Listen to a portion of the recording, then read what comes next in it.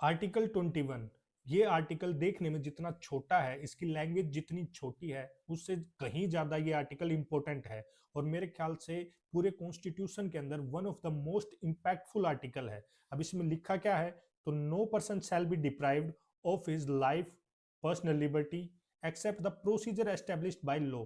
यानी कि किसी भी व्यक्ति को डिप्राइव नहीं किया जा सकता उसकी लाइफ और पर्सनल लिबर्टी से।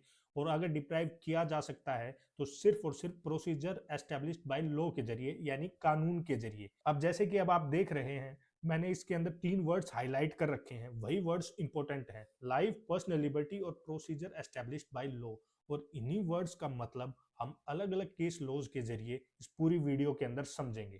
तो सबसे पहले जो केस लॉ है वो है ए गोपालन वर्सेस स्टेट ऑफ मद्रास।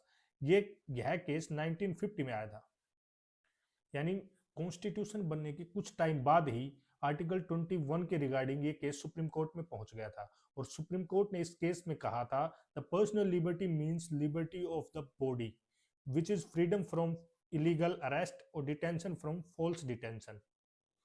यानी कि सुप्रीम कोर्ट ने इसकी एक बहुत ही नैरो इंटरप्रिटेशन करते हुए इस पूरे आर्टिकल को सिर्फ फॉल्स अरेस्ट और इलीगल डिटेंशन के रिगार्डिंग ही माना, और उससे ज्यादा और कुछ भी नहीं माना। इसके बाद 1970 में RC Cooper versus Union of India case हुआ। और इस केस के अंदर सुप्रीम कोर्ट ने थोड़ा सा आर्टिकल 21 का दायरा बढ़ाया, और जो 19(1) ए, जो आर्टिकल 19(1) ए के अंदर 6 फंडामेंटल राइट्स दिए गए हैं, जैसे freedom of press, freedom of association, इन सभी को भी आर्टिकल 21 के अंडर भी कर दिया। यानी मान लीजिए किसी व्यक्ति का इन 6 फंडामेंटल राइट्स में से कोई राइट वॉयलेट होता है, तो वो आर्टिकल 21 के अंडर भी सुप्रीम कोर्ट या हाई कोर्ट के अंदर अपनी रेमेडी ले सकता है। बेसिकली इसका पूरा मतलब ये था। अब इसके बाद आता है कि हिस्टोरिक केस, जो कि एक लैंडमार्क केस है, Maneka Gandhi versus Union of India 1978। ये केस अपने आप में एक लैंडमार्क जजमेंट थी। सुप्रीम कोर्ट ने कहा, article 21 is not limited to only animal existence but include the right to live with dignity. यानी जो आर्टिकल 21 है वह सिर्फ फिजिकल एग्जिस्टेंस के लिए नहीं है कि इलीगल अरेस्ट और डिटेंशन के लिए सिर्फ आर्टिकल 21 है। अगर किसी व्यक्ति के पास डिग्निटी ही नहीं रहेगी तो उसका जिंदा रहने का कोई मतलब नहीं है। इसलिए डिग्निटी भी उतनी ही जरूरी है जितना एनिमल एग्जिस्टेंस जरूरी है। यानी किसी भी व्यक्ति को एक डिग्निटी के साथ रहने की आजादी और डिग्निटी के साथ रहने का हक आर्टिकल 21 देता है। और फिर जैसे कि हमने स्टार्टिंग में देखा था कि आर्टिकल 21 को लिमिट कर सकती है पार्लियामेंट एक ड्यू प्रोसेस के जरिए या प्रोसीजर एस्टेब्लिश्ड बाय लॉ के जरिए। इस केस के दौरान सुप्रीम कोर्ट ने उस प्रोसेस को भी बताया कि वह कैसा होना चाहिए। अगर पार्लियामेंट कोई लॉ बनाती है आर्टिकल 21 के रिगार्डिंग, तो वह लॉ कैसा होना चाहिए?